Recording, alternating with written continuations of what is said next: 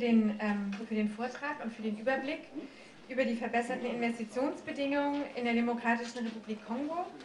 Wir begrüßen jetzt noch Vivien Mumba Matipa als Geschäftsführerin der Agence Nationale de Promotion de l'Investissement. Herzlich willkommen. Wir freuen uns auf Ihren Vortrag.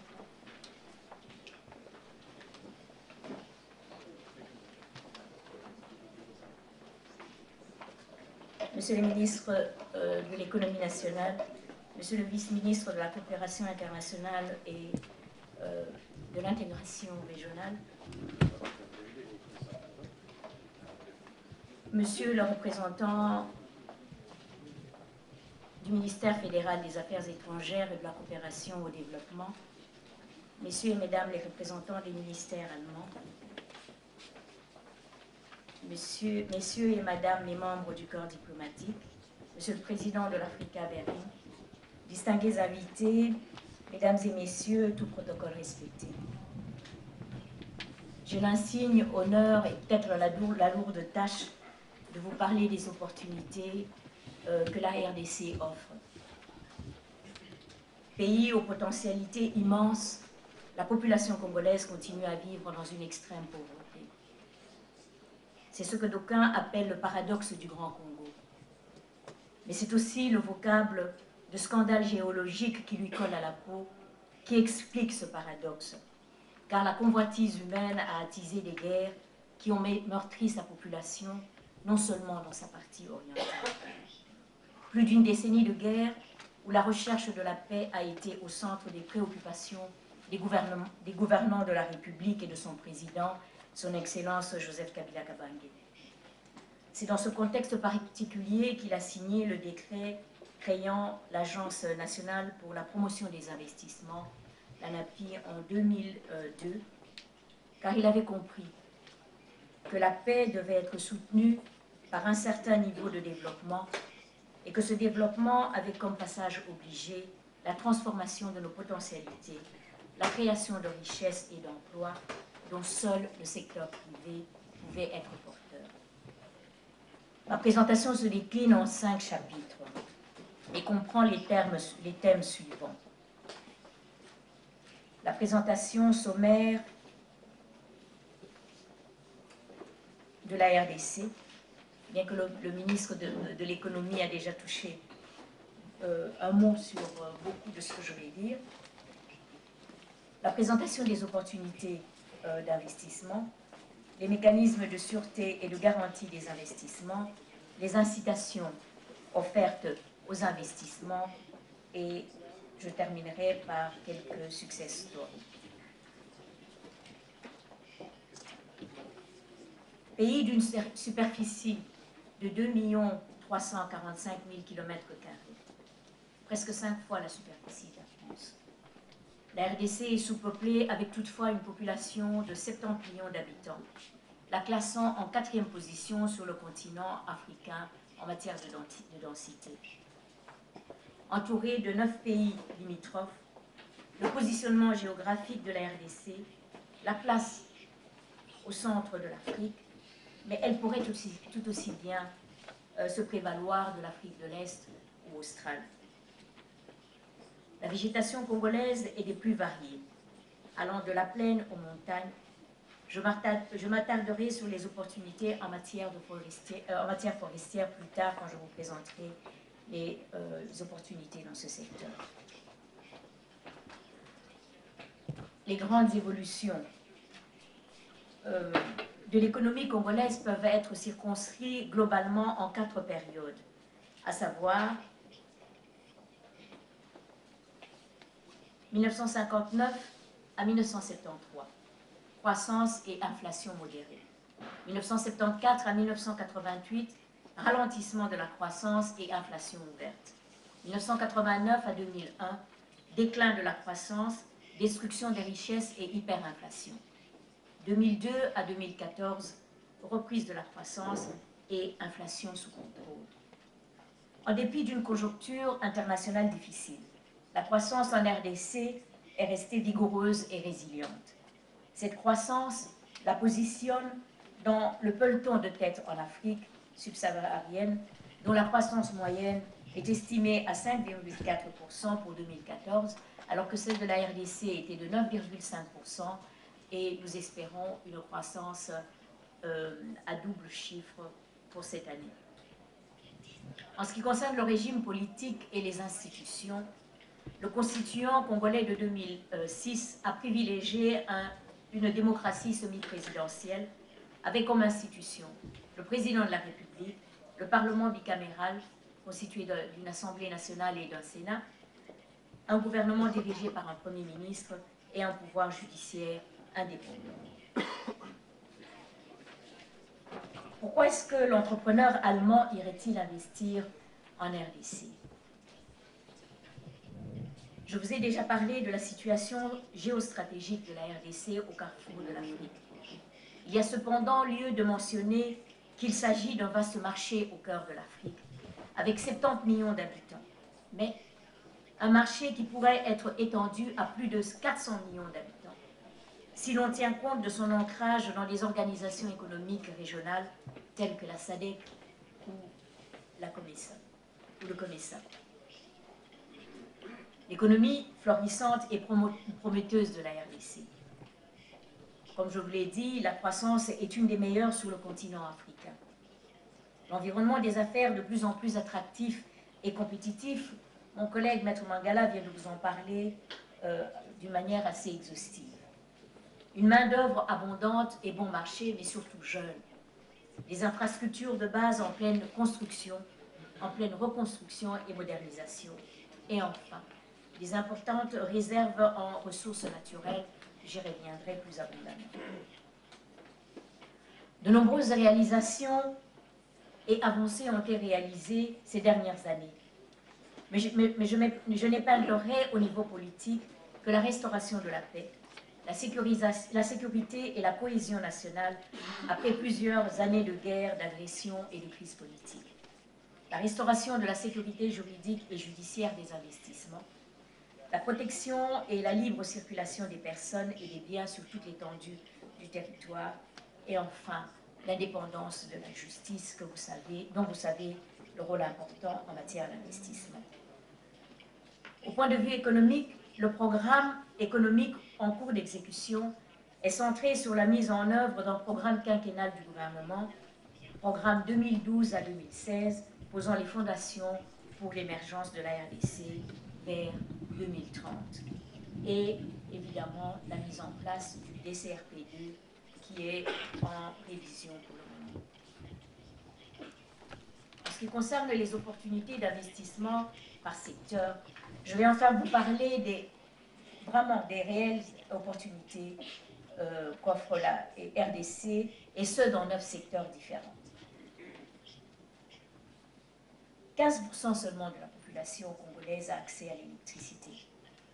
Le programme prioritaire du gouvernement en la matière consiste essentiellement à accroître de manière substantielle les capacités de production et de transport de l'énergie électrique et à diversifier et développer des sources alternatives d'énergie.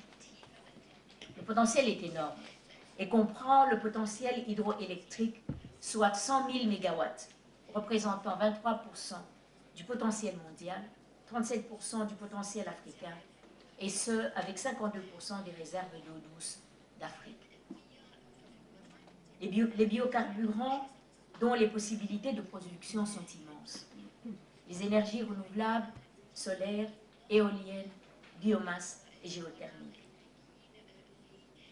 Les opportunités d'investissement sont essentiellement la construction de barrages hydroélectriques, la construction de 4 autoroutes énergétiques à panafricaines, la construction des centrales hydroélectriques dont 217 sites sont déjà identifiés, la réhabilitation et la modernisation des groupes G16 et G13 de Inga 1 et G24 d'Inga 2, la construction d'Inga 3 basse chute, soit 4800 MW, et enfin la construction d'Inga 3 haute chute, soit 3000 MW.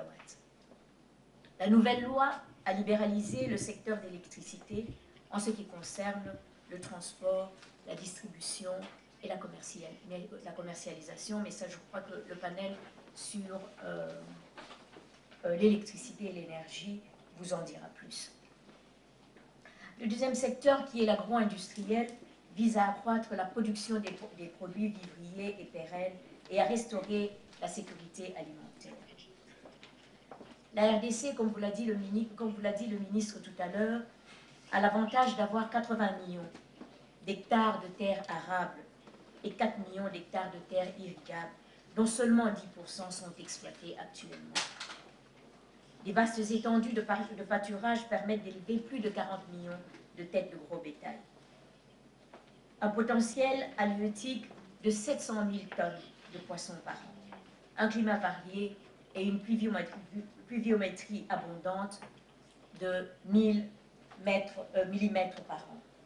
Et enfin, les grandes réserves d'eau douce, comme je vous l'ai dit, qui est une des plus grandes en Afrique. Les opportunités d'investissement sont innombrables et concernent le développement des filières industrielles de production avicole, porcine et bovine. Le développement des filières industrielles de pêche, pisciculture et leur transformation et conservation. Le développement des filières industrielles de culture pérenne et vivrière. Enfin, le développement des activités dans les parcs agro-industriels aménagés par l'État. 22 parcs agro-industriels ont été identifiés à ce jour, dont le parc de Bukangalonzo qui vous a été présenté dans le film tout à l'heure. Les réformes engagées dans le secteur agricole sont la promulgation du Code agricole, qui est très incitatif, et la signature d'un décret par le Premier ministre très incitatif portant sur le partenariat stratégique sur les chaînes de valeur. En ce qui concerne le secteur d'hydrocarbures, l'objectif principal du gouvernement en matière d'hydrocarbures est de relancer la production des hydrocarbures et du gaz naturel en vue de réduire le déficit énergétique. La RDC, comme l'a souligné tout à l'heure le ministre, a 6% des réserves pétrolières d'Afrique, localisées dans 3 bassins, dont le bassin sédimentaire de la cuvette centrale, avec 32 blocs non encore attribués. Le lac Kivu est ouvert à l'exploitation du gaz méthane. Les opportunités d'investissement portent essentiellement sur la certification des réserves pétrolières et gazières, la prospection et l'exploration des bassins sédimentaires, la construction d'un oléoduc traversant les bassins, la construction des infrastructures de stockage, la construction de raffineries, la production du bitume routier dans le Congo central et le stockage et transport par pipeline. Un projet de code des hydrocarbures très compétitif et incitatif pour les investisseurs est en examen au Parlement.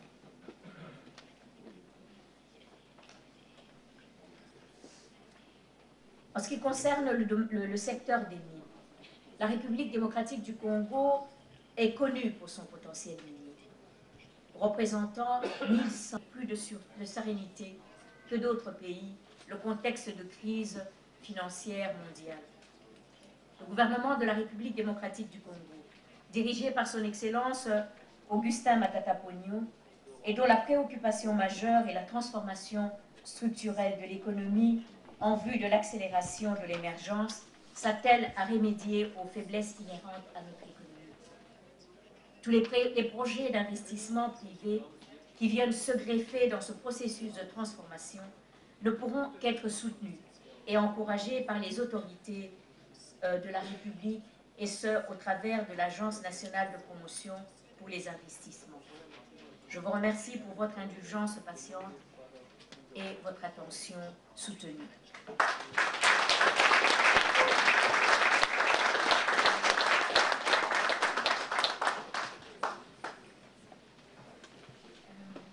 We're slightly behind time. Ach nein, wir sprechen Deutsch heute. Wir sind ein bisschen hinter der Zeit her. Das waren aber alles ganz wichtige Informationen. Also nochmal vielen, vielen herzlichen Dank für die wunderbaren Impulse. Wir machen jetzt 20 Minuten Pause. De l'image du Congo. Parce que quand on parle de la RDC, souvent on parle des guerres. On parle des violences sexuelles dans une partie obligatoire. Il est temps que les gens commencent à penser que la RDC compte sur le plan non seulement africain, mais aussi sur le plan international en matière de potentialité. Potentialité pour les investisseurs, pour tout entrepreneur qui n'aura pas les pieds froids pour venir en RDC.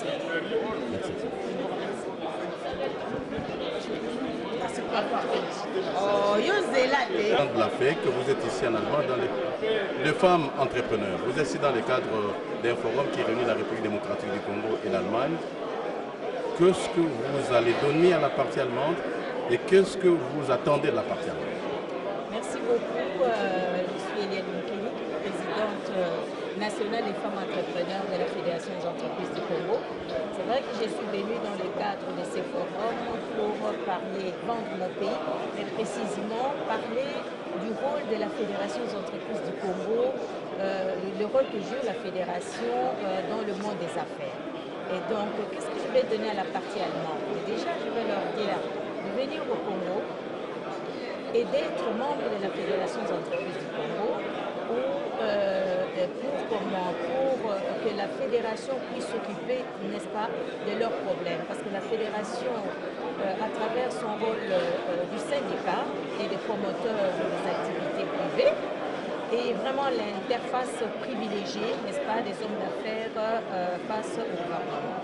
Et donc c'est ce que je veux leur dire déjà, et leur expliquer comment nous sommes organisés, et leur dire aussi en tant que femmes entrepreneurs, que dans les temps, il y avait 3 organisations patronales, mais aujourd'hui en RDC, il y a 4 organisations patronales, dont une plateforme qui réunit à son sein les femmes entrepreneurs. Et donc là aussi, les femmes entrepreneurs est écoutées. Lorsqu'on a un souci, le gouvernement nous écoute. Mais nous appelons les investisseurs allemands, qui est vraiment, c'est le but, n'est-ce pas, de notre voyage, pour venir investir à travers les contrats de partenariat. Parce qu'il y a plusieurs activités en RDC. Nous aimerions avoir les Allemands comme partenaires, comme qui dirait associés, n'est-ce pas? On nous prenne comme associés. Nous voulons éviter l'ancien système qui consistait à venir au pays, à s'installer, à faire venir les Allemands, venir travailler au pays, dans une entreprise où il y aura plus de 50% que les Allemands.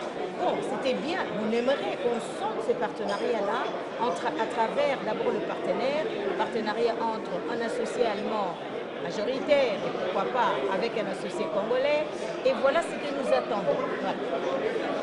Alors, est-ce que vous avez l'impression d'être entendu? Parce qu'en fait, le problème, c'est qu'il y a un travail de lobbying que vous êtes en train de faire. Très souvent, quand on parle Congo, automatiquement, chez les Occidentaux, c'est la guerre, c'est les viols, tout ça. Est-ce que vous avez l'impression que par rapport à ce que vous-même, en tant que privé, avez comme partenariat avec le gouvernement, et par rapport aux réformes sur le plan interne à la République démocratique du Congo, avez-vous l'impression que le message commence à sortir du pays, à atteindre d'autres frontières? Mais bien entendu, le mien qu'à écouter les discours de son Excellence ministre de l'économie, de Madame Mumba Matipa de la NAPI, sans oublier les CPCAI, parce que le problème, les investisseurs n'aiment pas venir au Congo. C'est vrai qu'il y a un problème de côté politique, mais il y a aussi le côté climat des affaires en général. Et donc, je pense que c'était une présentation succincte, mais claire, qui incite tout le monde à venir. On ne flatte pas. À travers les discours du ministre de l'économie, je n'ai pas senti la flatterie. Il a été sincère. Il a dit oui, il y a des problèmes. Mais dans chaque pays, il y a 2 problèmes. Donc, tout ce que j'ai aimé, c'est que nous venons leur dire, nous avons des problèmes, venez, et nous vous disons comment nous allons solutionner ces problèmes ensemble avec vous. Donc, je pense que c'est notre rôle. La guerre, oui, mais dans plusieurs pays, il y a la guerre. Mais cela n'empêche pas que les opérateurs économiques aillent. Donc, en RDC, nous avons des problèmes, mais il ne faudra pas laisser la place aux autres, parce qu'il y a des Chinois, il y a d'autres nationalités qui, malgré la guerre, malgré cette mauvaise presse, continuent à venir au Congo continuent à travailler. Et comme je reviendrai encore, je mettrai encore l'accent sur le rôle de la fédération, justement, c'est d'aider les investisseurs, tant étrangers que nationaux, à œuvrer, à travailler dans un climat serein. Et même s'il y a la guerre, nous sommes là justement pour essayer, les guider, montrer comment faire à tel moment, quoi faire. Comme on dit en Afrique, lorsque vous arrivez dans un pays, avant de commencer à danser, regardez d'abord comment les ressortissants de ces pays dansent. Ensuite, harmonisez votre pas de danse avec les leurs. Merci. Merci beaucoup. Oui. Ok. Lingala. C'est pour les membres de la conférence que vous allez parler de l'éducation de Tinaboka. Na nyonso oyo elobamisi l'économie congo-allemand. Avantage ni Congo azalango puis des avantages ni Congo azalafourni.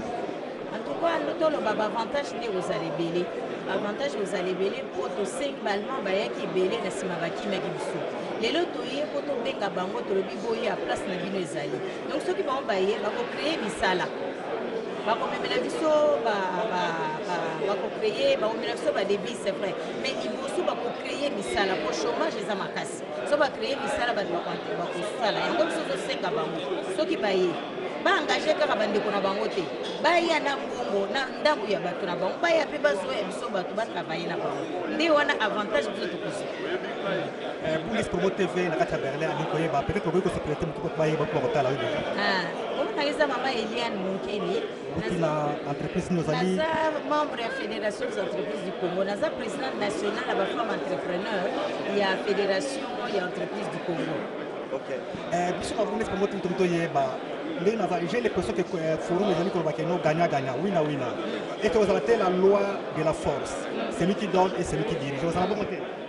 Tout le bana kao eza bongota bana baza peut-être na mbongo mais baza na mabele na ba minéraux tout ça na côté dans la présentation ya mama ya Napi ya Salina ya CPC to le baka ya mama ya Napi na discours ya ministre économie ezo la sa mabele ya Congo eza munene eleki France eleki bamboko na bango pe bango baza na mbongo mbongo e osala ni balia ka mbongo te biso to pesi mabele donc wani gagner nde wana to pesi mabele ba minéraux ba biloko to za na mbongo ba ye na mbongo tant ba créer gagner nde yango. OK, na sepele ki na discours ya ministre na ba keno Congo ezali munene riche sous-sol les amakasi a ministre lokola bike na direction ya mai mbisi ezali ebele bazo kufa bazo kola na bango sans que ba exploiter bango. Est-ce que tant que vous exposez ça côté kamboka parce que vous exposez bango ya na bango sans pourtant ko tshaba loi moko liboso ko diriger bango afin que ba la pe norme ya mboka. Mama eza bon côté tant que bango baye pa na biso mikanda ezali balwa ezali omoni papa ya CPCI atangi pe balibeko na biso ya mboka ntango bango bakoya bazoya koganye peut-être kolobela bango basala partenariat na bana ya mboka pe ozomona à ce moment là mibeko na biso ezali na partenariat wana biso tokosala na bango toloba te ke tobenga na bango po bango bazoya koyiba baya koyiba te po biso toza na mbisi me toya na toloba te na makoki ya kosalisa babiso na te yango ministre économie alobi aza kokufa yango tolobi bango baya balakisa biso na mboka na bango babendaka mbisi ndenge nini basuka conservaka mbisi ndenge nini ntango tokomona bango na nsima mikolo bakokende te batikeli biso mayele na bamateriel biso mpe tokokosala ndewa. Est-ce que so batiki matériel na mayele wana bokosomba yango na mbongo na biso ya Congo bien ekozala keno bango batie biso lokola niongo moko likolo eza niongo te yo moko olobi partenariat gagnant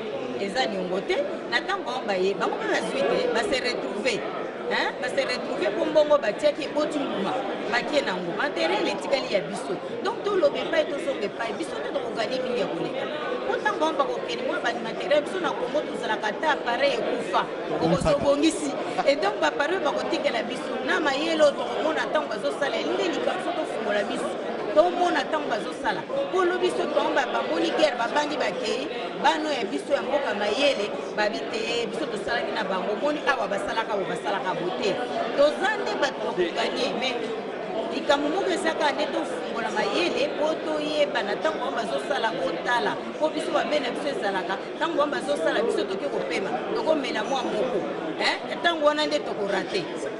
Merci Bundes pour mon TV la kata Berlin que c'est pas qui pour la retour na biso. Merci papa journaliste na pesi bana mboka moto tozozonga na sime mikolo. Merci. Merci.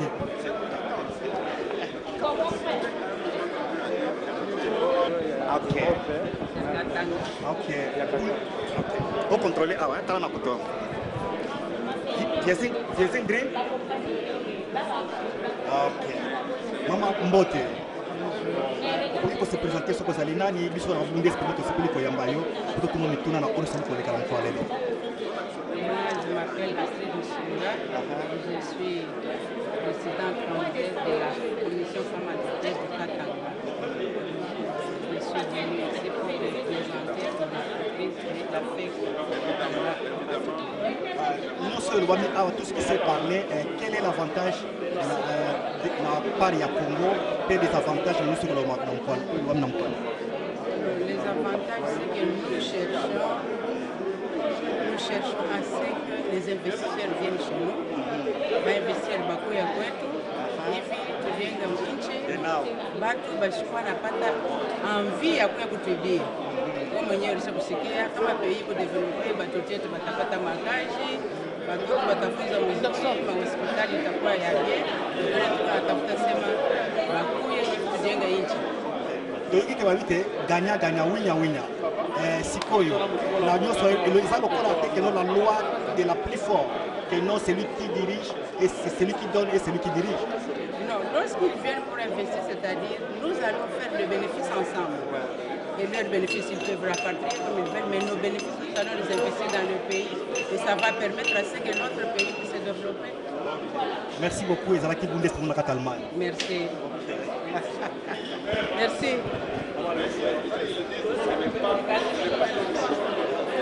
La diaspora nyonso Europe bamona oyo.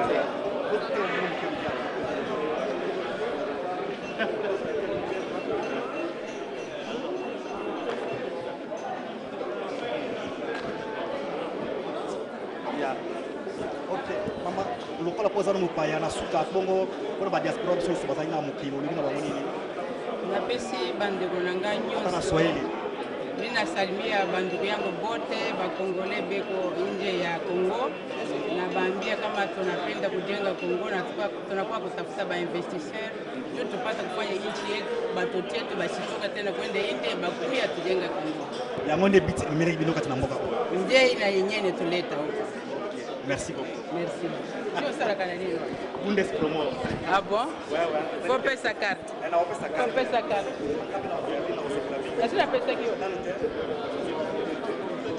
Logistik ein Teil des Eisenbahnnetzes, was heute schon genannt wurde, aber auch bis hin zu dem Projekt des Tiefseehafens.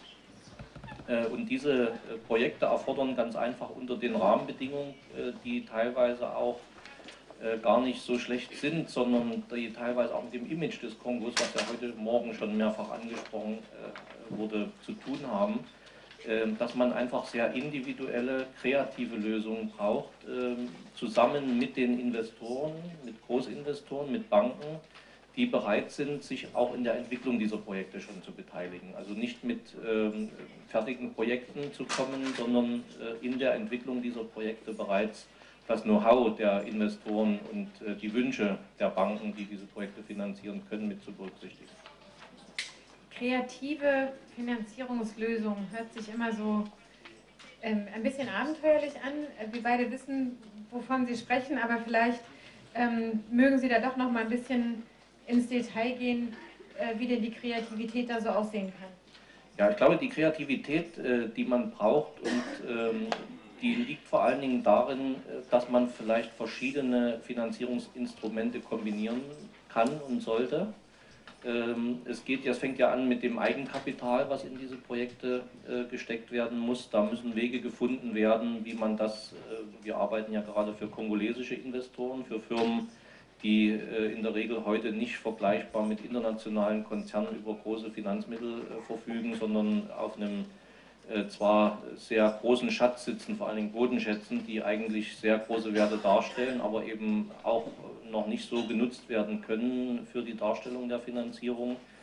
Das hängt dann auch mit Explorationsfragen zusammen, mit dem Nachweis dieser Ressourcen entsprechend der Standards, zum Beispiel des York-Standards, sodass also auch Banken und Investoren das nutzen können. Auch das gehört zu so einer Kreativität dazu, eben sich ein Projekt mehr im Detail anzusehen. Und die Arbeit, die dahinter steckt, ist eben sehr komplex und beinhaltet eben sehr viele Fachbereiche auch. Nicht nur das Know-how, wie man ein Projekt finanziert, sondern was eben auch technisch dazugehört und welcher Einfluss diese sowohl von der Technologie her bis hin zu den zum Beispiel Spezifikationen in dem Rohstoffbereich dann auch Elemente in der Finanzierung ganz stark beeinflussen können. Das ist diese Kreativität, die man da hineinbringen und nutzen kann.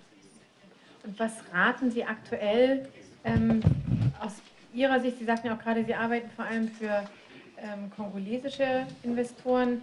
Was raten Sie aktuell deutschen Unternehmern auf dem Weg in den Kongo auf der Suche nach Finanzierung? Es ist auf jeden Fall wichtig, viele deutsche Investoren haben bereits gute, starke Finanzpartner an ihrer Seite, Banken, mit denen die möglicherweise schon viele Jahre zusammenarbeiten. Natürlich sollte man sich auch als deutsches Unternehmen damit beschäftigen, wenn man also bei seiner Hausbank oder bei seinen bisherigen Partnern nicht Unterstützer hat, die sich also gerade auch im Kongo auskennen. Das ist ja auch ein wichtiges Thema. Auch international gibt es, glaube ich, nur sehr wenige Banken, die sich im Kongo auskennen. Und ich kann da schon sagen, dass wir in Deutschland den riesigen Vorteil haben, dass wir eine der größten Banken der Welt hier haben, die größte Investmentbank der Welt, die größte Bank in Europa, die Deutsche Bank. Und das ist also durchaus ein Partner, der in der Lage ist, verschiedene Projekte zu begleiten, in verschiedenen Größenordnungen, auch bis zu sehr großen Projekten hin. Und natürlich auch ein internationales Know-how hat. Die Deutsche Bank ist ja heute eine internationale Bank, auch wenn sie Deutsche Bank heißt. Und ich habe mir erlaubt, auch heute den Herrn Gorhan mit einzuladen, der hier im Auditorium mitsitzt, der Direktor für Afrika der Deutschen Bank, um einfach dieses Interesse auch nochmal zu unterstreichen. Aber es gibt natürlich auch eine ganze Reihe anderer möglicher Partner, große Investoren, andere große Banken, die dazu in der Lage sind. Wunderbar, vielen Dank und auch Herr Gorhan, herzlich willkommen. Bevor wir gleich zur Zentralbank der DR Kongo kommen, würde ich gerne noch einmal zur Kreditversicherung übergehen. Herr Schmierbach, die Kreativität bei Euler Hermes ist ja ein ganz klein wenig eingeschränkt. Wie ist momentan der Stand der Dinge, was die Deckungspolitik für die DRC angeht? Ja? Von meiner Seite auch erstmal vielen Dank für die Einladung, für die Möglichkeit, die Exportkreditgarantien hier vorzustellen. Der Vertreter unseres federführenden Ministeriums, des Bundeswirtschaftsministeriums, konnte leider heute nicht kommen, weil gerade an diesem Tag eben unser wichtigstes Entscheidungsgremium monatlich tagt. Ich weiß nicht, ob ich vielleicht zur Einleitung noch ein bisschen was zu Exportkreditgarantien als solches sagen soll oder ob das soweit bekannt ist. Es sind ja doch viele Vertreter hier aus dem Kongo, die vielleicht die Exportkreditgarantien nicht so kennen. Wir sind eben die staatliche Exportkreditversicherung, die für die Bundesregierung Zahlungsausfallrisiken absichern. Das geht los bei Fabrikationsrisiken über die Ausfuhr bis hin zur Kreditrückzahlung. Das Wichtigste aber eigentlich, finde ich, gerade wenn Handelsbeziehungen aufgebaut werden mit einem Land, sind die Absicherung der regelmäßigen Handelstransaktionen, die auch einen wichtigen Teil unseres Geschäftes darstellen und die immer die gute Ausgangsbasis bilden, um in einem Markt Fuß zu fassen. Jetzt habe ich Ihnen vieles Gutes gesagt über die Exportkreditgarantien und warum die so wichtig sind. Jetzt schauen Sie vielleicht auf unsere Internetseite und sehen auf exportkreditgarantien.de, dass für Kongo formal keine Deckungsmöglichkeiten bestehen. Nun, sitze ich hier vollkommen umsonst. Ich denke nicht. Gerade was afrikanische Länder angeht, hat die Bundesregierung eine ganz große Bereitschaft, sich auch Geschäfte anzuschauen, die, sage ich mal, nicht von einer Beschlusslage erfasst werden, wenn sie dann im Einzelfall Sinn machen. Das Problem, was wir eigentlich in der Praxis haben, ist, dass wir so wenig Anträge sehen für den Kongo. Da zeichnet sich vielleicht so etwas wie eine Trendwende ab. Gerade in den letzten Wochen haben wir einige Anträge bekommen. Bisher haben wir auch schon Absicherungen gemacht. Es waren aber meistens weltbankfinanzierte Projekte, von denen heute auch schon einige genannt wurden. In den letzten Wochen sehen wir auch erstes Interesse an Absicherung von Geschäften mit privaten Unternehmen im Kongo. Und da kommen wir dann eher zu den praktischen Problemen. Um Risiken beurteilen zu können, brauchen wir das, was wir in jedem anderen Land der Welt auch brauchen, nämlich belastbare Unternehmensdaten, testierte Daten. Wir brauchen im Land gute Auskunfteien, Wirtschaftsbüros, die uns nochmal eine unabhängige Meinung geben. Und hier müssen wir schauen, ob wir das in der DR Kongo im Regelfall auch bekommen. Und dann ist das die Voraussetzung dafür, sich auch mit solchen Dingen wie formalen Beschlusslagen zu beschäftigen. Wir müssen erstmal schauen, inwieweit wir regelmäßig unsere Unterlagen für eine Prüfung erhalten können. Was kann also auf der kongolesischen Seite da beigetragen werden, um dieses Prozedere zu erleichtern und wirklich ja, dafür zu sorgen, dass es für die Deutschen und auch andere Unternehmen leichter wird, Deckungen zu bekommen, sei es jetzt durch Euler Hermes oder eben auch von den europäischen Kollegen. Das Problem wird ja überall das gleiche sein. Erstmal, dass vielleicht so etwas wie die staatliche Exportkreditversicherung im Kongo stärker bekannt wird, dass man nicht mit Misstrauen dem deutschen Partner begegnet, sondern auch die Vorteile für die kongolesischen Unternehmen sieht, die ja durchaus dann von den doch zurzeit besonders günstigen Finanzierungskonditionen in Deutschland profitieren können. Das ist eigentlich ein Zugewinn für beide Seiten und dadurch vielleicht auch die Bereitschaft von kongolesischer Seite zu steigern, das Unternehmen, das eben in Deutschland kaufen möchte, transparent zu machen, die entsprechenden Unterlagen zur Verfügung zu stellen. Dann kann auch das Prozedere sehr stark abgekürzt werden. Wunderbar, vielen Dank für diese erste Einschätzung. Herr Mutombo, wir freuen uns sehr, dass Sie als Gouverneur der Zentralbank der DR Kongo heute bei uns sind. Und ich würde Sie bitten, vielleicht nochmal eine kurze Einführung zu geben über die Besonderheiten der kongolesischen Zentralbank, auch für die Privatwirtschaft.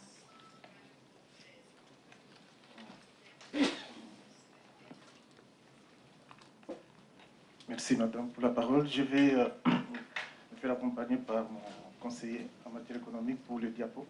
C'est possible. On peut, pour aller vite et capter l'esprit des participants à mes paroles. Ça peut aller très rapidement. On va faire un aperçu de l'activité économique. Il n'y a plus de temps, mais c'est ce qu'on a prévu. On a prévu de le faire. Bon, quand vous dites qu'il n'y a pas de temps, bon, de toute façon, il faut savoir que la RDC connaît depuis son indépendance deux périodes qu'on appelle les périodes d'âge d'or, hein, donc deux périodes de bonne croissance. Nous avons eu l'indépendance en 60, de 68 à 73, nous avons connu la première période d'or avec un taux de croissance moyen de 6,9%.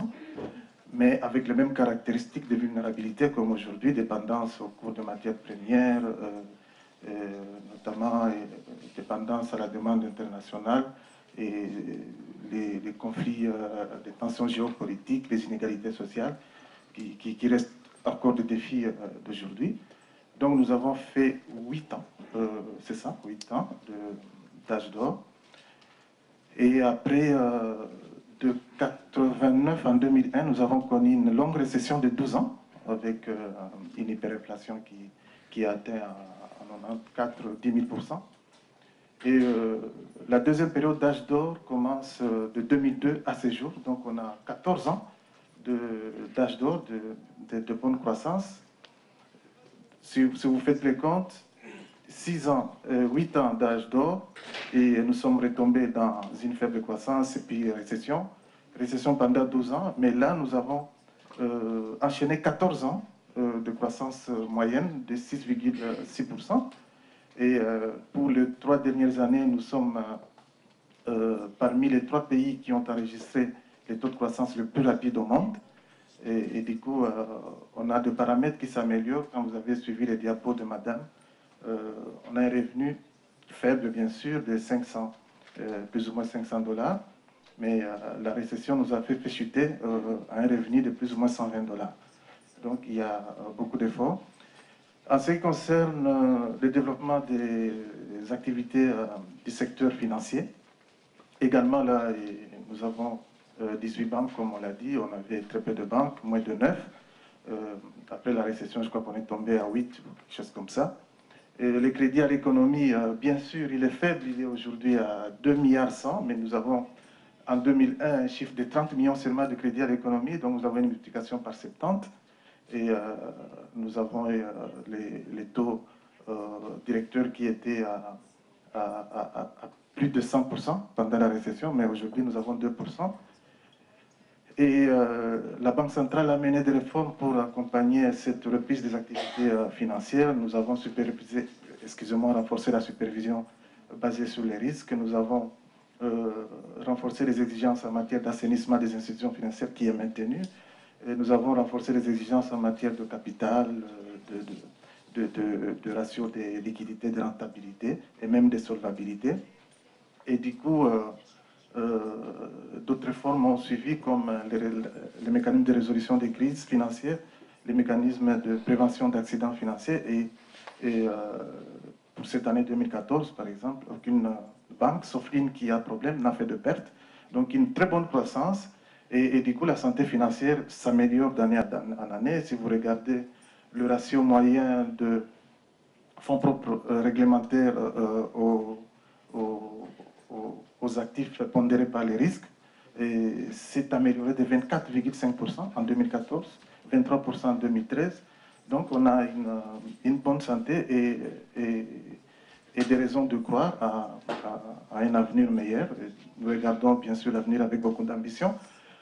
On a par exemple sur le plan de financement de l'économie, nous avons renforcé les règles de provisionnement des crédits ou des prêts improductifs et du coup les banques deviennent très prudentes. Et il y a un paradoxe aujourd'hui chez nous en RDC du fait de ces renforcements de règles de provisionnement de provisions pour prêts improductifs. Et les banques deviennent trop prudentes pour donner du crédit et très sélectives. Et c'est ce que moi j'encourage, parce que on ne badine pas en RDC avec les défauts de paiement et très rapidement j'autorise la mise à l'index de plusieurs clients, de plusieurs entreprises, quels qu'ils soient.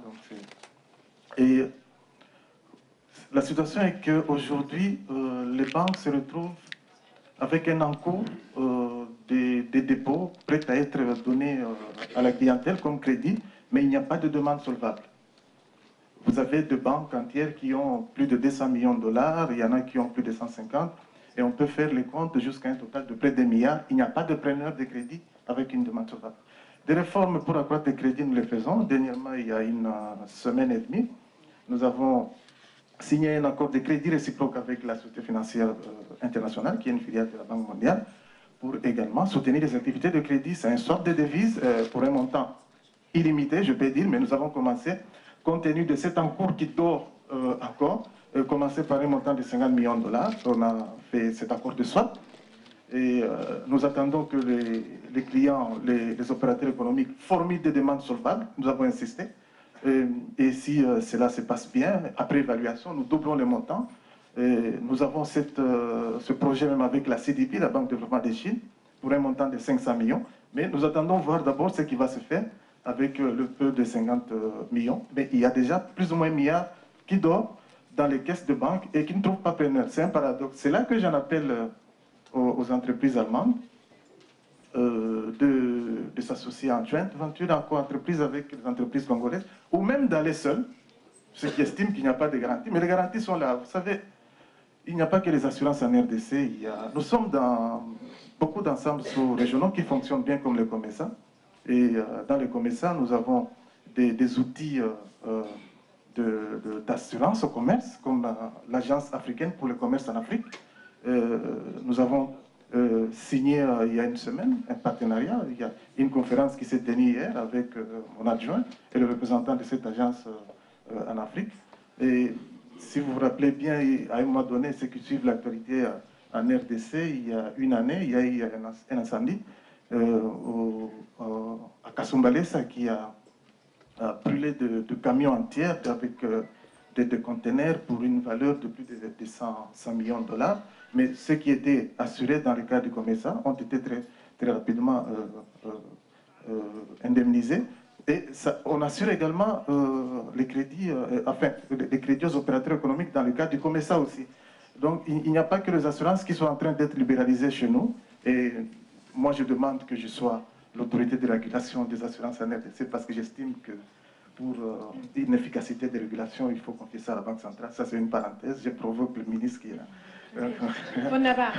Vielen herzlichen Dank. Donc voilà, et, écoutez, je vais... vous savez, il est difficile de tout parler. Il y en a tellement beaucoup. Alors, joint venture, entreprise allemande, aller en RDC, mobiliser les fonds ici en Allemagne, avec votre confiance, crédit, les banques peuvent vous octroyer ces crédits, transférer également les connaissances à vos amis congolais pour l'évaluation, la bonne élaboration de projets et la bonne gestion, c'est ce qu'on cherche. Maintenant, pour stimuler cette synergie, il faut développer les infrastructures structurantes, les routes, les ports, Et là, il faut de gros moyens.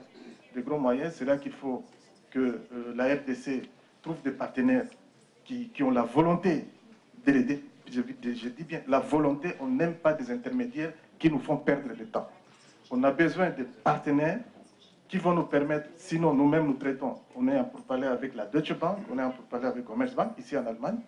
On a besoin de lever les fonds à des conditions qui soient acceptables, parce que je pense qu'aujourd'hui, en Europe, avec des politiques monétaires non conventionnelles que vous êtes en train de mettre par vos banques centrales, l'argent devient presque gratuit. Les gens empruntent à 2-3% pour 30 ans, ça se passe. Les taux sont très bas, les taux pénalisent même les épargnants, c'est les emprunteurs qui sont joyeux aujourd'hui. C'est le moment de nous aider au moment où les conditions sont très basses. Donc, il faut le faire. En ce qui concerne la garantie, nous sommes en train de réfléchir. Et là, nous allons très vite aussi chez nous. La Banque centrale a fait des propositions au gouvernement pour mettre en place un fonds d'infrastructure. Et c'est un fonds qui va commencer avec au moins 500-600 millions de dollars et qui sera approvisionné régulièrement, qui va servir à garantir. Et c'est une sorte de début de structuration financière de tout projet qui va donner des valeurs ajoutées au projet que nous allons présenter. Mais en ce qui concerne les BOT et les autres PPP, et je pense que l'évaluation de projets peut rassurer tout le monde. Et là, on a beaucoup de projets qui sont dans le portefeuille qu'on vous a présenté. Je vais m'arrêter là. Et merci, madame. Ja, vielen herzlichen Dank erstmal für den Überblick.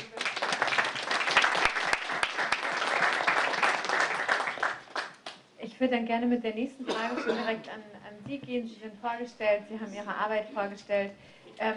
Abgesehen von den Großprojekten, von den PPPs, von den ganz großen Infrastrukturprojekten, was sind aus Ihrer Sicht die größten Herausforderungen für den Privatsektor, auch den deutschen Privatsektor natürlich, wenn er in die DR Kongo geht, in der Finanzierung von Projekten?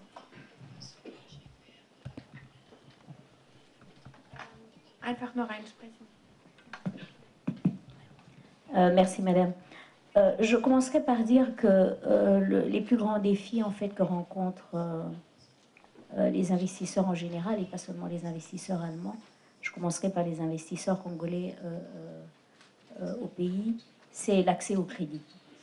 L'accès au crédit, mais je crois que le gouverneur de la Banque centrale s'est suffisamment étendu là-dessus et a plus d'expertise que moi dans la matière en ce qui concerne les réformes qui sont en train de se faire au pays pour le moment. Mais je dirais que en ce qui concernerait les entrepreneurs allemands, les plus grandes réformes pour moi en matière financière qui qui ont été prises dans notre pays concernent l'assurance.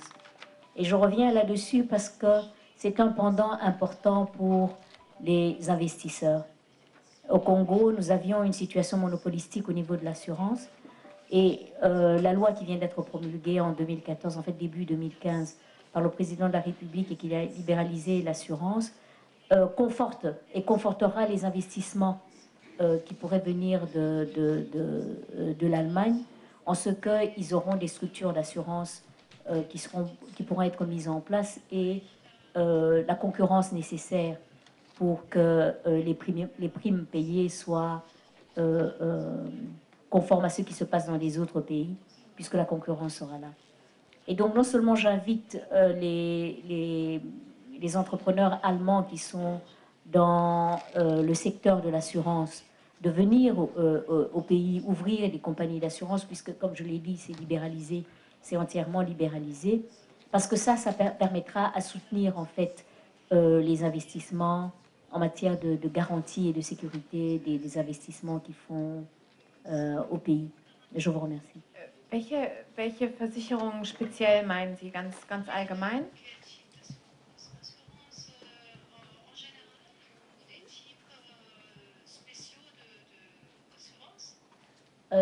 Toutes sortes d'assurances seront le bienvenu. Comme je l'ai dit, n'oubliez pas que les assurances font partie de ce qu'on appelle les institutions financières. Et en tant qu'institution financière, ils contribuent justement à une certaine sanité au point de vue économique, au point de vue de l'économie. Mais évidemment, quand je parle des investisseurs, ce sera des assurances en fonction des risques de gestion qu'ils prennent afin qu'ils puissent assurer, que ce soit des assurances en matière d'incendie pour les établissements qu'ils ouvriront au Congo, mais en matière de gestion aussi des risques qu'ils prendront au niveau du gestion de leur quotidien, en matière de leur exploitation, en ce qui concerne leurs exploitations.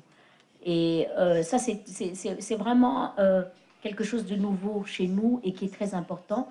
Et c'est pour ça que j'ai voulu attirer l'attention là-dessus. Okay, je vous remercie, madame.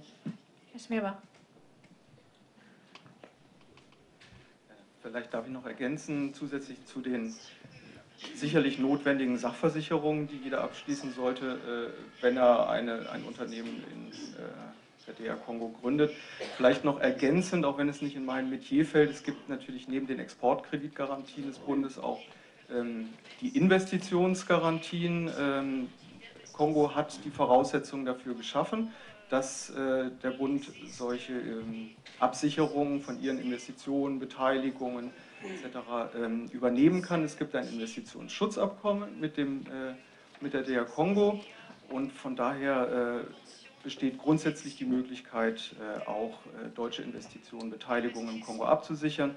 Das hängt natürlich von dem einzelnen Projekt ab, von der Lage, um was es sich dabei handelt, aber die grundsätzlichen Voraussetzungen dafür sind sicherlich gegeben. Herr Wagner, die Projekte, die Sie angehen in aller Kreativität, in der Finanzierung, geht es auch immer über eine Kreditversicherung oder wie schaffen Sie sich oder verschaffen Sie sich und den Beteiligten die nötige Sicherheit in dem Projekt, abgesehen von der betriebswirtschaftlichen und dem Businessplan sozusagen? Welche Sicherheiten versuchen Sie für Ihre Projekte zu sammeln? Ja, es gibt ja von der versicherungstechnischen Seite mehrere Möglichkeiten, Projekte zu versichern gegen verschiedene Risiken. Das Risiko, was hier in Deutschland, glaube ich, immer am meisten diskutiert wird und so als allgemeines Risiko im Kongo bezeichnet wird, ist ja das politische Risiko. Neben den normalen Risiken, die sie eben Feuer, Wasser, Sturm für ihre Anlageninvestitionen haben. Wir arbeiten speziell im Kongo für kongolesische Investoren, die natürlich ihre Situation mit dem Wissen, was sie haben, mit dem tiefgründigen Wissen im Kongo natürlich ganz anders einschätzen, als wir das leider im Moment noch hier in Europa, speziell auch in Deutschland tun. Dieses Risiko besteht aus unserer Sicht eben gerade, und Herr Schmerer hat das ja gerade freundlicherweise auch angesprochen, eben insofern gar nicht so stark, weil man direkt Investitionen aus Deutschland eben versichern kann gegen diese politischen Risiken.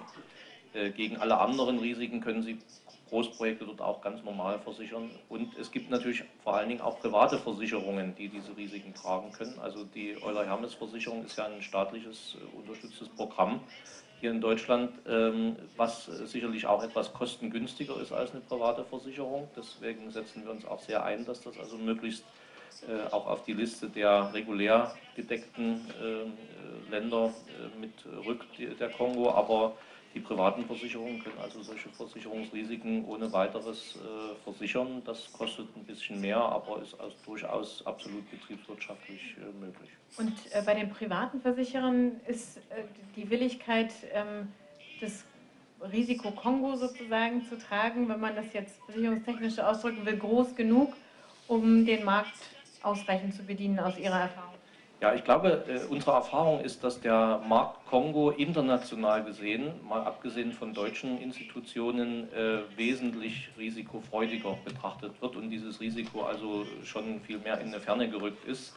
Die Stabilität und die Zahlen, die wir gestern und heute auch von den Repräsentanten der kongolesischen Regierung sehen konnten, zeigen ja auch ein Bild, was ja eine sehr große Stabilität darstellt. Also wenn Sie über 10 Jahre eine Inflation nur von 1% haben, wenn Sie über 10 Jahre eine stabile Währung mit kaum Kursschwankungen haben, das zeigt ja schon, dass dieses Bild mit wirklichen Daten hinterlegt ist. Die internationalen Investoren und Analysten vor allen Dingen, mit denen wir uns auch sehr stark beschäftigen, sehen also durchaus ein sehr, sehr positives Bild vom Kongo. Und diese privaten Versicherungen, von denen ich spreche, kommen nicht unbedingt aus Deutschland, aber sind international eben sehr erfahren und sehen das sehr positiv.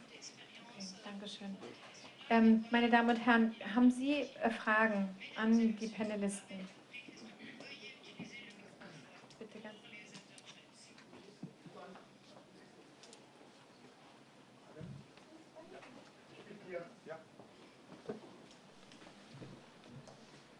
Ja, wunderschönen guten Tag. Mein Name ist Tundanonga.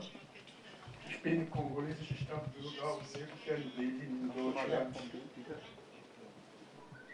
Ja, ich möchte mich zum Ersten bei unserem Wirtschaftsminister. Entschuldigung, ich muss Sie einmal ganz kurz. Ja, wir sind ganz furchtbar ja, knapp. es ist mir auch bewusst. Es ist mir bewusst.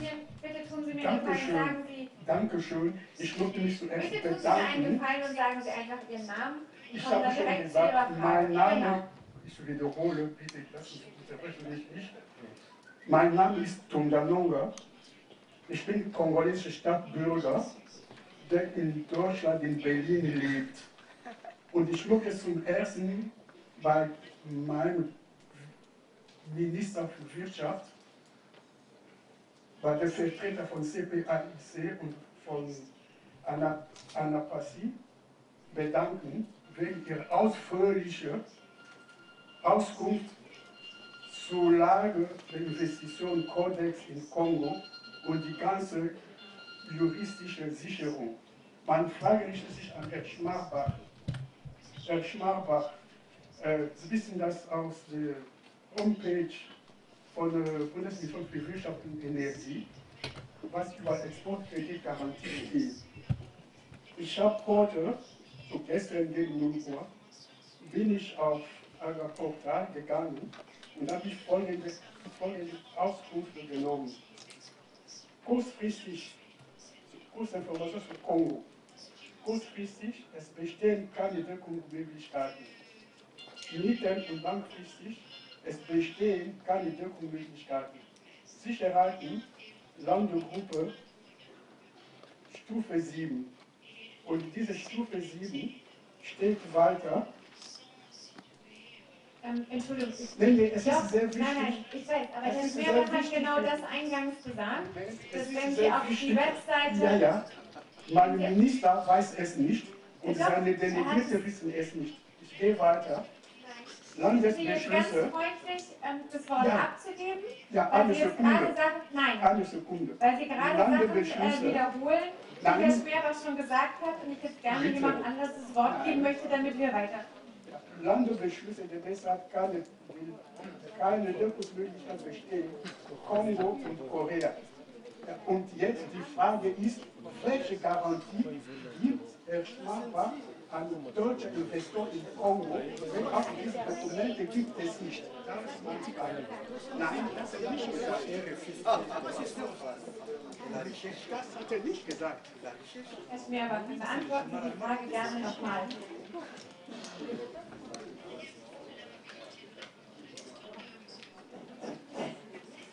Ich sage es in aller Kürze gerne nochmal. Die Regierung hat gerade bei afrikanischen Ländern eine große Bereitschaft signalisiert, sich mit Geschäften auch außerhalb formaler Beschlusslagen zu beschäftigen. Die Voraussetzung, dass wir solche formellen Regelungen ändern, ist aber einfach, dass wir uns an konkreten Fällen orientieren können, damit wir eben auch adäquat unsere Beschlusslagen anpassen. Aber vielleicht darf ich noch mal darauf eingehen, weil Herr Wagner vorhin etwas gesagt hat zu den politischen Risiken, die nicht absicherbar wären. Vielleicht hat es nicht jeder mitbekommen. In den letzten Monaten haben wir für viele afrikanische Länder die Beschlusslagen erweitert. Es sind mittlerweile 7, heute wird über das 8. gesprochen. Dabei sind Äthiopien, Tansania, Mosambik, Senegal und einige andere. Das zeigt die grundsätzliche Bereitschaft, gerade politische Risiken in Afrika zu übernehmen. Was meine Eingangsausführungen auch schon beinhalteten, ist, dass es häufig schwierig ist, die wirtschaftlichen und die Zahlungsrisiken zu beurteilen. Was es uns einfach machen würde, erste Geschäfte mit Kongo abzusichern, wäre einfach, wenn Sie uns helfen, die Zahlungsrisiken, also die wirtschaftlichen Risiken besser einzuschätzen, indem Sie sich mit den durchaus vorhandenen großen Banken und wirklich etablierten Banken im Kongo zusammenschließen. Das politische Risiko, ich denke, da muss man natürlich auch mal den Einzelfall betrachten, aber grundsätzlich besteht die Bereitschaft, politische Risiken zu übernehmen. Genau, dann unterstreiche ich es jetzt auch nochmal. Egal, was auf der Webseite steht, wenn es keine Grundsatzentscheidungslage gibt, dann gibt es eben trotzdem die Möglichkeit, Einzelfallentscheidungen zu treffen. Und das ist das, was Herr Schmerbach eingangs gesagt hatte. Und das ist, glaube ich, auch der ganz wichtige Punkt. Man sollte sich, und das sagen Sie ja auch immer wieder, und das sagt auch das BMWI, auch mit den Vertretern im IMA immer wieder, man soll sich davon auch nicht abschrecken lassen, dass es steht, es gibt keine Beschlusslage, was am Ende des Tages bedeutet, es gibt keinen Grundsatz, was aber nicht heißt, es gibt keinerlei Deckungsmöglichkeiten. Ist das nochmal richtig zusammengefasst? Also die Formulierung heißt natürlich schon, es gibt keine Deckungsmöglichkeiten. Das hat historische Gründe, wo wir bisher noch keine Möglichkeit hatten, zu überprüfen, inwieweit die derzeit noch gelten. Das möchten wir eben gerne an konkreten Beispielen tun. Und von daher ist das Angebot generell, nicht nur bei der DR Kongo, sondern auch bei anderen Ländern, wo, sage ich mal, die Beschlusslage vielleicht ihr Geschäft nicht erfassen würde, sich damit zu beschäftigen und danach zu schauen, können wir unsere so formalen Beschlusslagen eben auch anpassen. Der erste Weg sollte immer sein, mit uns Kontakt aufzunehmen und über konkrete Geschäfte zu sprechen. Danke. Wunderbar. Damit würde ich dann jetzt gerne zum nächsten Fragesteller übergeben. Mit der gleichen Bitte einfach Ihren Namen, Position und die Frage. Merci. Je suis Grégoire Heistra de la KfW à Francfort et j'ai une courte question à l'adresse de Monsieur le Gouverneur de la Banque centrale. Monsieur le Gouverneur, vous avez mentionné un fonds d'infrastructure qui est planifié au Congo. Pour nous, c'est un sujet très intéressant et il m'intéresserait qui est censé y contribuer et quel sera le but de ce fonds d'infrastructure et lequel sera le mécanisme de garantie que vous avez mentionné. Merci. Merci, merci beaucoup de votre encouragement. Oui, et vous êtes le bienvenu. On connaît bien la KfW dans ses interventions dans plusieurs domaines. Donc, vous serez le bienvenu dans ce fonds. En fait, c'est encore au niveau de réflexion à la Banque centrale, parce qu'on a plusieurs fois épilogué sur le financement des infrastructures, comment lever les fonds sur le marché international. Et ce n'est que de paroles, des écrits, il n'y a pas de concret. Et alors nous nous sommes dit, nous apportons un plus en avant pour rassurer les investisseurs.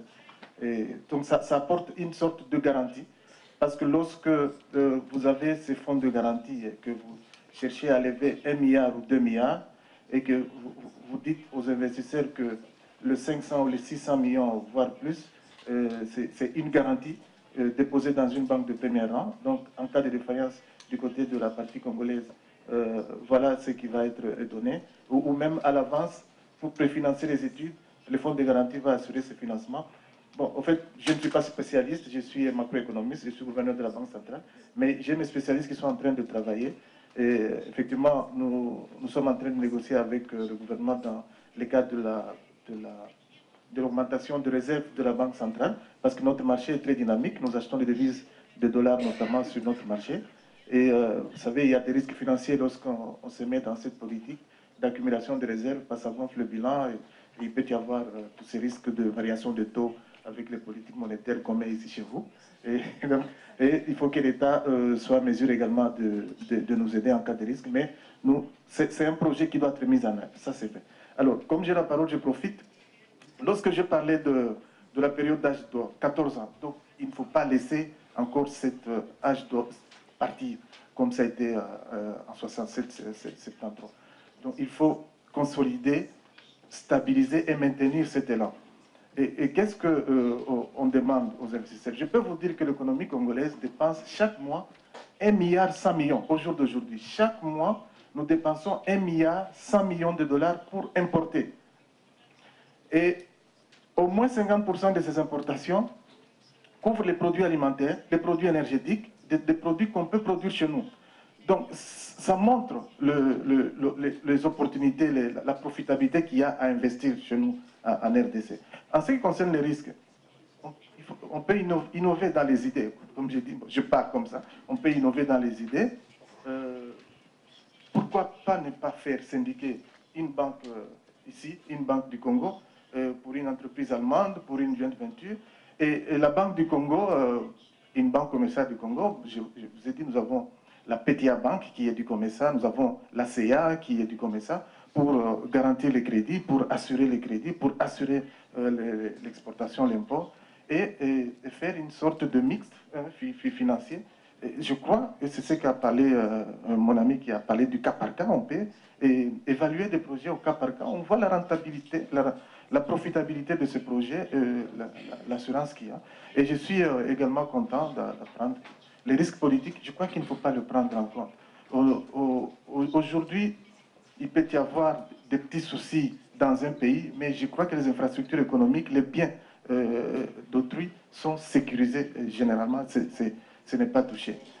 Si nous avons signé avec la Banque mondiale, c'est la semaine passée, une autre banque de Chine m'a proposé, c'est toujours au cours de...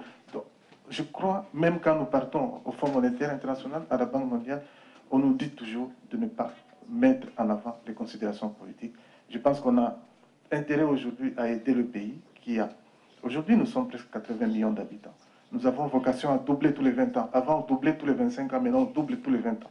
Donc, c'est un grand marché. Il faut inciter les Allemands à venir, comme c'était avant les années 90, les années 80. Bosch était là. Hermès, je crois que c'est... le ministre, je crois que c'est mon grand frère, il est né, il a trouvé. Nous, nous sommes nés. Donc, il faut revenir en Afrique. Revenez en RDC. C'est une terre d'avenir. C'est un pays, en tout cas, qui donne les opportunités qu'il n'a jamais données aujourd'hui. Un de trois premiers pays au monde à avoir un taux de croissance accéléré pendant les dernières 3 années. Merci beaucoup. Vielen Dank für das Plädoyer. Wir müssen die weiteren Fragen leider auf die Pause verschieben. Herr Wagner, Sie wollten gerade noch einmal was... Ja, vielleicht noch mal ganz kurz ein Wort dazu. Die Finanzierung heute, die man im Kongo braucht, sind realistisch darstellbar aus meiner Sicht. Also kein Unternehmen in Deutschland sollte sich davon abschrecken lassen, nur weil es heute noch nicht die standardisierten Prozesse gibt, so wie es die in Deutschland gibt, sondern gerade mein Vorredner hat das ja noch mal betont, diese Unterstützung, die durch die kongolesische Regierung da ist, hilft sehr, aber auch die Unterstützung, die eben von den Investoren und Banken hier aus den westlichen Ländern, auch aus Deutschland kommt. Vielen Dank. Dankeschön. Das ist ebenso wie das Plädoyer des Gouverneurs einfach nochmal ganz, ganz wichtig von jemandem, der die praktische Erfahrung vor Ort hat, das nochmal zu hören, dass es sich lohnt, zuversichtlich in den Kongo, also in die DRC zu gucken und auch als deutsches Unternehmen, egal welcher Größe, sage ich fast mal, da mit einer gewissen Zuversicht, auch was die Finanzierung angeht, mit einer Einzelprüfung über Hermes dran zu gehen. Herr Minister, natürlich nehme ich Ihnen nicht das letzte Wort. Je voudrais vous remercier pour la parole que vous m'accordez. Je voulais juste dire un mot en quelques secondes. Les Allemands qui sont en République démocratique du Congo ou qui sont dans les pays voisins comme le Rwanda, s'il y en a dans la salle qui ont pu visiter le Nord Kivu, Goma au Nord Kivu, auront remarqué que c'est pendant la guerre, pendant les troubles, que cette ville, cette province s'est le plus développée. Il y a de cela 10 ans, il n'y avait pas autant d'hôtels, autant d'infrastructures. Ceci pour dire que même pendant la guerre, on peut faire de bonnes affaires. A fortiori maintenant qu'il n'y a pas de guerre. Merci beaucoup.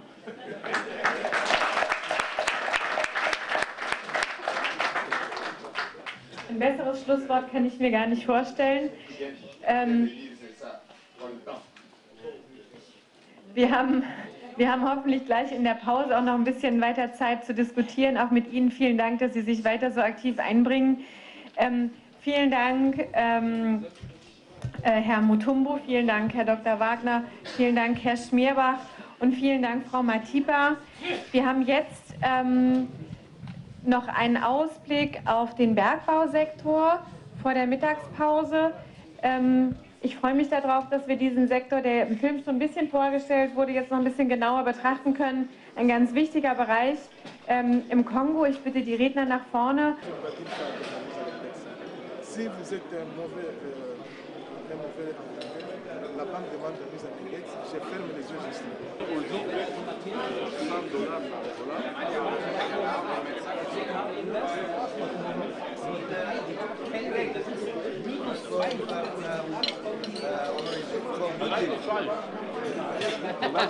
$100 par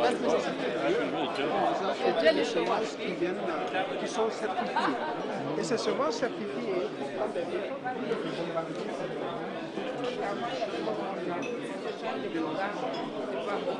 c'est qu'on fait avec quand j'arrive à l'export. Je lui fais un message.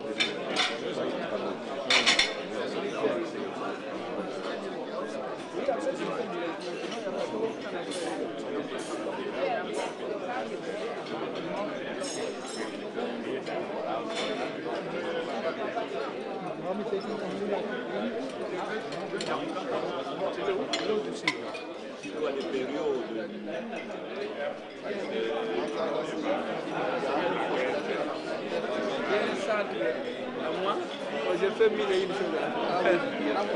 C'est moi qui fais les documentaires du film.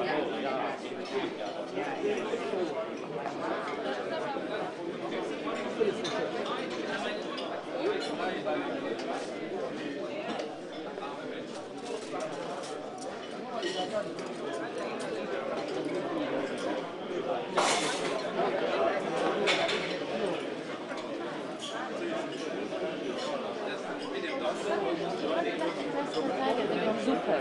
Ja, was ist damit?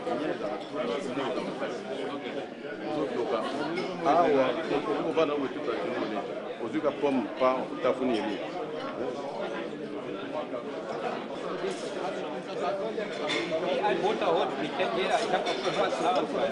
Mich würde keine Polizei mehr festnehmen.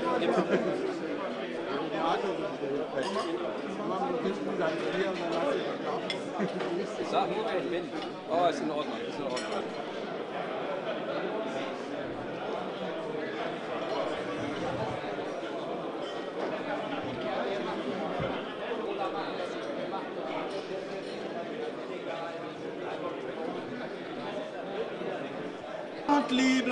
Bluntly. Everything is under control. Everything is definitely under control in this program. Today's plant is very important. As you can see, we are in Berlin, in in Germany, as we're going to focus on something vitally important. You know, economic forum between the Democratic Republic of Congo and the Federal Republic of Germany. As you can see, we are doing something vitally important so that DRC may go forward. Investment is the first step if we want to go forward in the Democratic Republic of Congo. That's why, right here and right now, we have the Minister in charge of economy, Modeste Bahati Lukebo, of the Democratic Republic of Congo. Hello, His Excellency. Hello, Mr. Yes. What's the purpose of your, journey here in Germany? As you know, the President of the Republic of Congo, Mr. Kabila, and the Prime Minister Matata Ponyo asked us to lead this big delegation, which is here in Berlin, in Germany, just to show which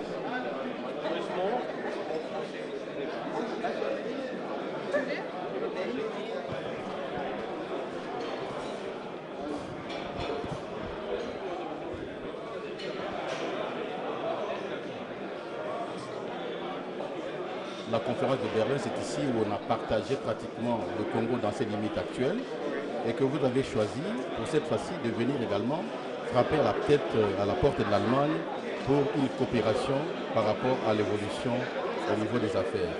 Ce matin, vous avez apporté un message important, c'est pour l'intention de nos téléspectateurs. Vous pouvez nous résumer un peu ce qui a été la quintessence de votre message.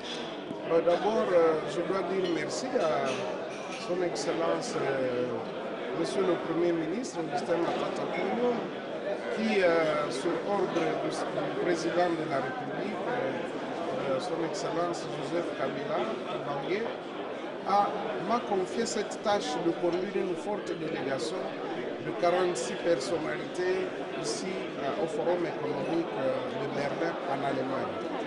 Ceci fait suite à la visite que le Premier ministre avait effectuée en Allemagne, à Cologne plus précisément, mais également à la forte délégation qui est venue, donc une forte délégation allemande à la tête de laquelle était le ministre allemand des Affaires étrangères et qui est venu principalement explorer les voies et les opportunités d'affaires en République démocratique du Congo.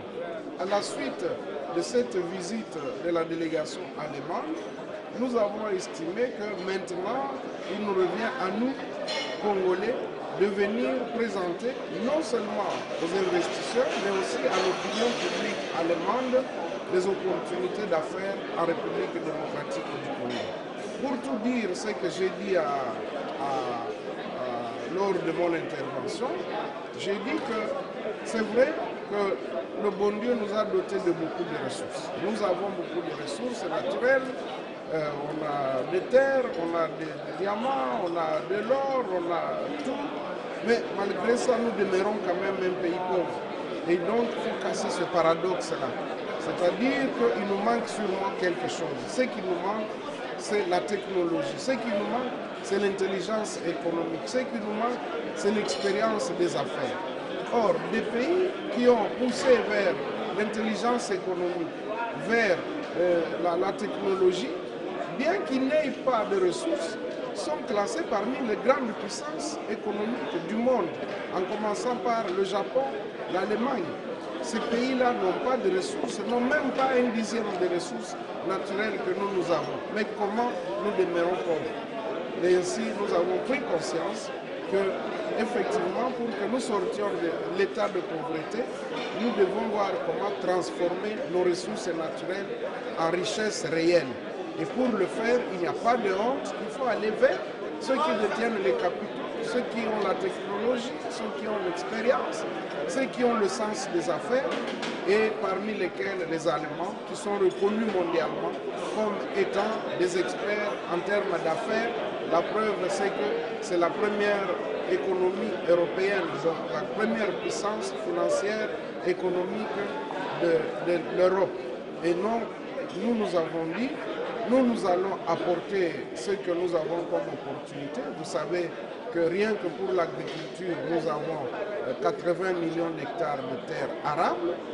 Pour ce qui est de l'énergie, nous avons une hydrographie qui dégage plus de 100 000 mégawatts en termes d'hydroélectricité, sans compter les petits barrages ici et là. Nous avons 20% des réserves d'eau douce du monde entier.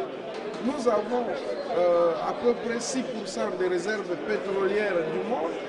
Nous avons un climat de 4 saisons qui permet à ce qu'on puisse produire sur toute l'année.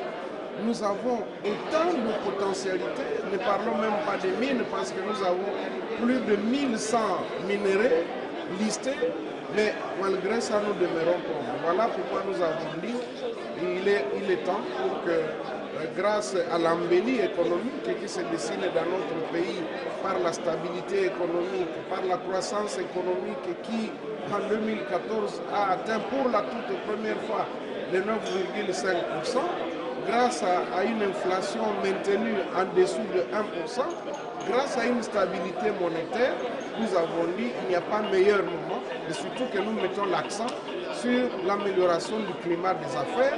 Nous avons pris un certain nombre de lois et nous avons ratifié d'autres et des accords internationaux pour garantir les investissements en République démocratique du Congo. Nous pensons que c'est vraiment le moment de venir présenter le message. Et l'impression que j'ai eue pour dire, même en écoutant nos partenaires allemands, ils sont convaincus parce qu'ils n'avaient pas du tout suffisamment d'informations sur nous. Parce qu'ils parlent toujours de la sécurité politique, de la stabilité politique. Mais nous leur avons donné l'exemple que quand vous prenez le Nord Kivu qui était le foyer de la guerre pendant les quelques années passées, mais c'est pendant la guerre que les affaires se sont développées au Nord Kivu. Avant la guerre, il n'y avait pas autant d'hôtels au Nord Kivu. Avant la guerre, il n'y avait presque pas de routes asphaltées au Nord Kivu. Avant la guerre, le budget de la province était minime. Au jour d'aujourd'hui, grâce aux prélèvements qui sont effectués sur l'activité économique, la province a un budget soutenu et un budget acceptable. Et donc, nous leur avons dit qu'il ne faut pas attendre. Quand ils nous parlent de 2016, ils semblent dramatiser. Nous disons qu'il n'y a pas à dramatiser. Il ne se passera rien en 2016, d'autant plus que le chef de l'État lui-même l'a dit. Il va respecter la Constitution et que le processus des élections est engagé. Il n'y a rien qui se passera, tout se passera normalement. Il ne faut pas attendre 2017 pour venir investir en République démocratique du Congo. Et c'est ainsi que nous avons invité les Allemands à venir rapidement chez nous, de ne pas attendre. Fort heureusement, déjà le président de Africa Verein, qui est l'association qui regroupe les hommes d'affaires allemands qui opèrent en Afrique, a déjà marqué son accord pour arriver à Kinshasa le 30 juin, donc à la fin de ce mois. Et nous aurons l'occasion de finaliser tout ce que nous sommes en train de faire ici, parce qu'il ne faut pas se limiter au discours des conférences. Nous devons avoir un suivi, une structure qui permette à ce que concrètement nous puissions passer aux actes et quitter le discours pour que finalement notre rêve puisse se réaliser. Excellence, la partie allemande apprécie votre franchise. Vous êtes ministre du gouvernement. Certains pensaient que vous veniez avec un discours politique. Vous avez parlé sans papier et des chiffres et vous avez dit la vérité. C'est peut-être ça la méthode aussi qui a payé, Excellence. Oui, vous savez, ils sont très intelligents. Ils savent quand vous dites la vérité et quand vous ne le dites pas. Ils ont compris que ce que je disais venait du cœur et traduit également la volonté des autorités congolaises qui ont compris qu'il n'est plus question que des gens puissent se porter garant de l'exploitation de nos ressources et qu'il fallait passer directement par nous, parce que c'est cela aussi qui nous a attiré des guerres pendant des années. Ça créait un certain énervement des gens qui se disaient comment ces gens-là sont assis sur des ressources aussi fabuleuses et nous ici on est en train de crever de faim. Et ils ont compris. Nous avons dit clairement que nous venons avec un discours pour le marketing économique. Nous ne sommes pas venus faire la démagogie parce que dans les affaires, il n'y a pas de sentiment. Vous le remarquez dans le monde entier. Les mêmes qui critiquent les Chinois, mais ils sont les premiers à aller arracher des marchés en Chine. Alors, je pense que nous aussi, nous devons nous réveiller pour qu'on ne puisse pas nous endormir dans le discours politique. Nous sommes venus ici pour le marketing économique. Alors, Excellence, là, le 30, une grande délégation va venir à Kinshasa, fêter avec nous, ce sera la fête d'indépendance. Au fait, est-ce qu'on peut avoir les secteurs prioritaires sur lesquels on va tabler dans le prochain jour? J'ai noté que les Allemands que nous avons rencontrés sont très intéressés par l'agriculture, l'agro-industrie. Ils sont très intéressés par la pêche industrielle. Ils sont très intéressés par l'hydroélectricité. Ils veulent investir dans des grands barrages comme Inga 3 et comme le barrage de Wani en province orientale vers Kisangani et même dans les micro-centrales hydroélectriques. Parce que tout le monde a besoin d'électricité. Il n'y a pas que les industries minières qui ont besoin d'électricité. La population a besoin d'électricité. Les petites et moyennes industries, les petites et moyennes entreprises ont besoin d'électricité. Et donc, ce secteur-là les intéresse. Mais aussi, j'ai noté qu'ils sont intéressés dans les mines de charbon, mais c'est toujours pour produire de l'électricité. Ils sont intéressés par les assurances. Donc, nous avons noté qu'ils sont intéressés de venir investir aussi. Bon, le seul secteur où il y a encore quelques hésitations, c'est sur le tourisme. Mais là, je crois que quand ils vont commencer à s'installer et voir qu'ils peuvent travailler en toute quiétude, ils vont sûrement attirer les touristes parce que le tourisme doit nous rapporter aussi beaucoup d'argent et nous l'attendons. Et quel est de notre côté l'effort que nous devons faire pour que finalement ce que nous avons dit puisse attirer la partie allemande? Bon, d'abord, je dois noter que ce qui a été fait, c'est déjà bon. Le fait d'avoir précédé de cette mission la prise des lois, la promulgation des lois qui sécurisent les investissements. Parce que nous avions senti lors de leur passage à Kinshasa qu'ils attendaient de nous les garanties juridiques. Elles sont là, elles sont sur la table. Vous avez le WADA, vous avez l'AMIGA, vous avez plusieurs accords internationaux que nous avons signés, que nous avons ratifiés, qui permettent à ce que tout investisseur puisse disposer de ses ressources comme il l'entend, mais également en cas de différend, qu'il ait la possibilité de recourir à un arbitrage international. Deuxièmement, c'est que je remarque que maintenant nous sommes devenus en tout cas très sérieux dans ce que nous faisons. Lorsque nous promettons, nous réalisons. Troisièmement, nous disons que nous sommes réalistes.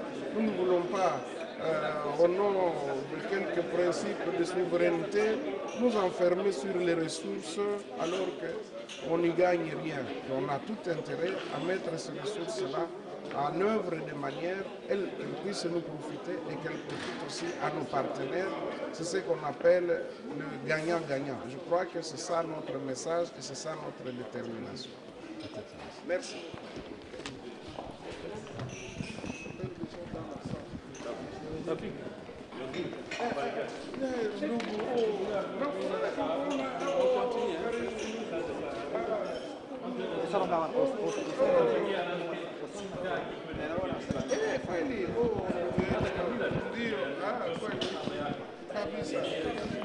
Donc voilà, Bundespromo, Tozalaki en direct ministre congolais de l'économie, il nous a expliqué la situation de nos cas.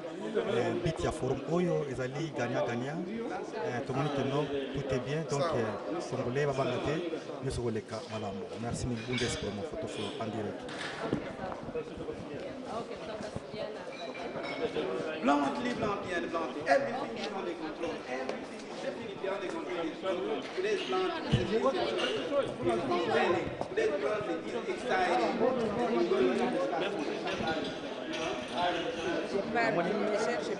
Ouais, Damon déjà est relégué.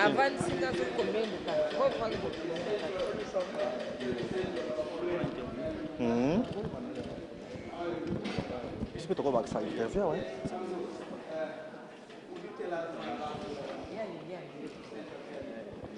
Yeah.